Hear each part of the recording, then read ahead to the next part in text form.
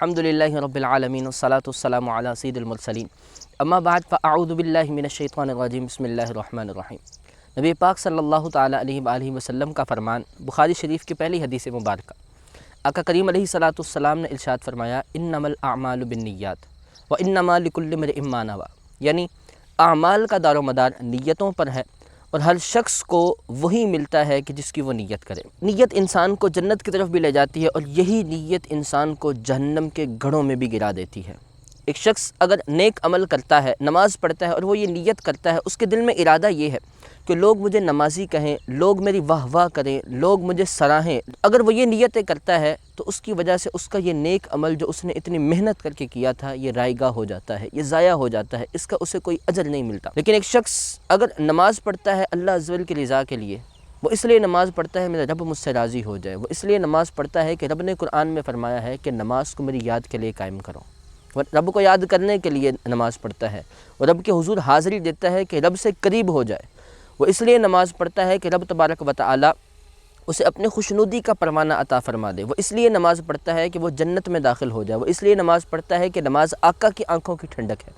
تو اتنی پیاری نیتوں کی وجہ سے اللہ تبارک و تعالی اس ایک شخص کی ایک نماز کو دگنا تگنا اور کئی گنا زیادہ ثواب عطا فرماتا ہے۔ نبی پاک صلی اللہ تعالی علیہ وآلہ وسلم نے حدیث مبارکہ کے اندر جو ارشاد فرمایا کہ اعمال کا دار و مدار نیتوں پر ہے، اسے یوں سمجھ لیجئے کہ ایک شخص ہے، اس کے پاس کچھ بھی خرچ کرنے کے لیے نہیں ہے، لیکن وہ یہ نیت کرتا ہے کہ اگر مجھے اللہ تبارک و تعالی پیسے عطا فرمائے، مال و دولت عطا فرمائے، لوگوں کو کھانا کھلاؤں گا، اللہ تبارک و تعالی کی مسجد بناؤں گا جس میں لوگ آ کر نماز کریں، میں بڑے بڑے نیک اعمال کروں گا۔ اگرچہ اس کے پاس پیسے نہیں ہیں لیکن اس کے لیے ان نیک نیتوں کا ثواب لکھ دیا جاتا ہے۔ کہا جاتا ہے کہ جنت کے اندر بہت سے ایسے لوگ ہوں گے کہ جن کے بظاہر نیک اعمال زیادہ نہ ہوں گے لیکن ان کی نیک نیتوں کی وجہ سے اللہ تبارک و تعالی انہیں جنت میں داخل فرما دے گا۔ قرآن مجید فرقان حمید میں اللہ تبارک و تعالی نے مختلف قسم کے اعمال کو بیان فرمایا۔ اعمال دو قسم کے ہوتے ہیں، بعض اعمال وہ ہوتے ہیں کہ جو انسان کے بدن سے تعلق رکھتے ہیں اور بعض اعمال وہ ہوتے ہیں جو انسان کے مال و دولت سے تعلق رکھتے ہیں۔ بدن سے تعلق رکھنے والے اعمال نیک عبادتیں وہ یہ ہیں جیسا کہ نماز پڑھنا، روزہ رکھنا، نفلی عبادتیں کرنا، اس کے علاوہ قرآن مجید پڑھنا، بے شمار عبادتیں ہیں۔ اور وہ عبادتیں کہ جن کا تعلق مال سے ہوتا ہے، جیسا صدقہ کرنا، زکوٰۃ خیرات کرنا، لوگوں کو کھلانا پلانا، یہ سب وہ اعمال ہیں کہ جن کا تعلق اللہ تبارک و تعالی کی بارگاہ میں خرچ کرنے کے ساتھ ہے، یعنی مال خرچ کرنے کے ساتھ جن عبادتوں کا تعلق ہے۔ قرآن مجید فرقان حمید میں اللہ تعالی ارشاد فرماتا ہے مثل الذین ينفقون اموالهم فی سبیل اللہ، ان لوگوں کی مثال کے جو اللہ کی راہ میں مالوں کو خرچ کرتے ہیں، اللہ کی راہ میں اپنی دولت لٹا دیتے ہیں، کمثل حبۃ انبتت سبع سنابل، اس ایک گندم کے دانے کی طرح ہے کہ جس نے 7 بالیاں اگائی ہوں، پھر نہ فقط 7 بالیاں اگائیں، فی کل سنبلۃ مئۃ حبہ، ہر بالی کے اندر 100 دانے ہیں، واللہ یضاعف لمن یشاء، اور اللہ اس سے بھی زیادہ دگنا کر دیتا ہے۔ یعنی